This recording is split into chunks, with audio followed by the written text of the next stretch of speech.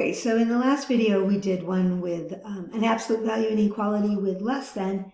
So we're hoping this time it's with greater than. But it's a little bit different here. So it says, given the equation, so they give us this equation, determine the x values for which the y values are negative. So they want y to be less than 0, okay? So we're saying y is less than 0. But what's y? This stuff, right? Negative 1/2 absolute value 4x minus 5 plus 3 is less than 0. Now you're going to say, oops, she wrote that wrong. She put a less than. But that's what it says. Y values are negative. So we want them to be less than 0. But it's all going to work out. Just believe. Okay. So you have to isolate the absolute value part. So I'm going to subtract 3.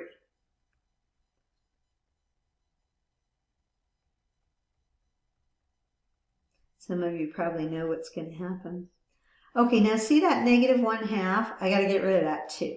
So what I'm going to do is I'm going to multiply by both sides by -2.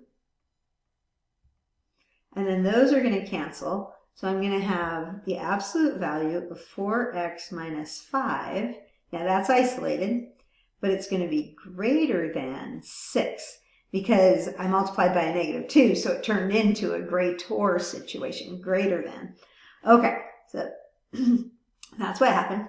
Now, greater or, you can say 4x minus 5 is greater than 6. That's one. The other piece says 4x minus 5 is less than -6, okay? If you'll do it this way, it'll all work out. Okay, so one's going off to the right, the other's going off to the left. Okay, you have to solve them separately. 4x is less than -1, divide by 4. X is less than -1/4. Or, add 5. And you get 4x is greater than 11, divide by 4, and you get x is greater than 11/4.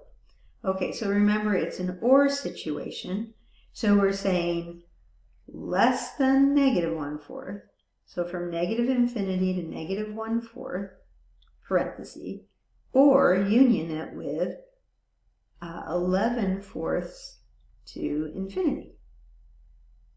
You could draw the graph also. Okay, and if you'll do it this way, I see that people do things with the greater than other ways, but just try to do it this way. That's my suggestion.